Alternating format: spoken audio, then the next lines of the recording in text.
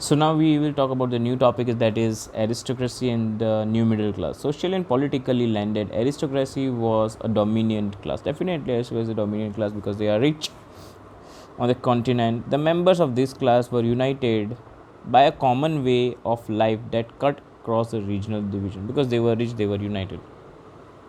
They owned estates in the countryside and also townhouses. They spoke French for the purpose of diplomacy and a high society. Means speaking a French language was considered to be the high society people. They spoke French. Their families were often connected by the ties of marriages and all. This powerful aristocracies was, however, numerically small in group. Always we can find that rich people are small in groups, small in numbers. This powerful aristocracy was, however, numerically very small.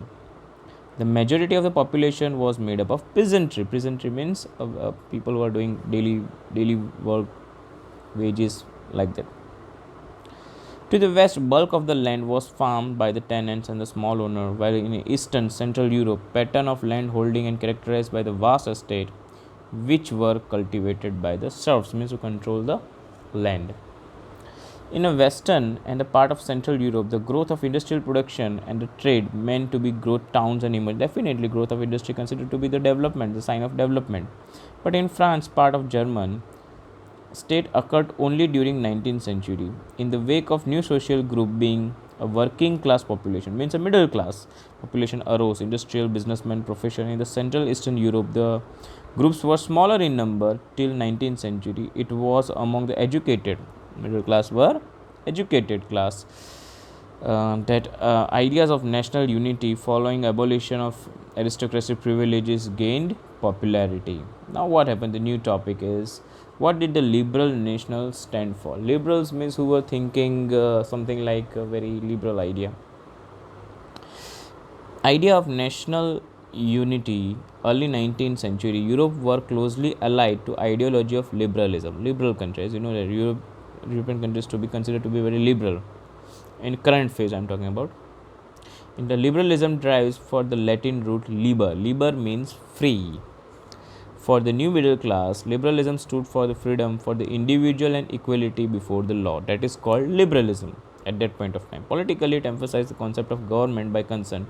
Since the French Revolution, liberalism had stood at the end of autocracy and clerical privileges. The constitution and representative government through parliament, 19th century liberals were stressed on inviolability of private property. Now, here liberal means who are agreeing for the practice of universal suffrage. Universal suffrage means a person who is of 18-year-old has a right to vote regardless of caste, religion, creed. And so this concept was introduced in European countries. You will recall this revolutionary France, which marked the first political experiment liberal democracy. Right to vote and get elected was granted exclusively to the property owing men. Men without property and all women were excluded from political right. Initial stage. Only for a brief period under Jacobin did all the adult male enjoy suffrage. Jacobin was a club, class 9.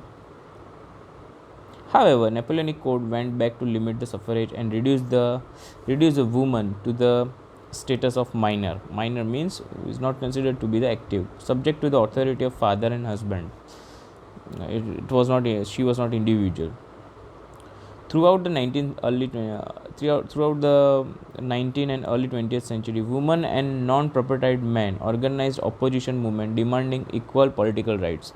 The women came into the ground for asking for their rights. In economic sphere, liberals stood for the freedom of market and abolition of state imposed restriction on the movement of goods and capital. That is, I am talking about commerce. During the 19th century, this was the strong demand for emerging middle class. Let's take an example of German-speaking region. For the first 19th century, Napoleon in administrative measure had created out countless small principal and confederation of 39 states. Each of these passed their own currency and weight measure and merchants traveling. So this was very chaotic at that point of when Napoleon Bonaparte was defeated. It was very difficult because he has introduced many good things.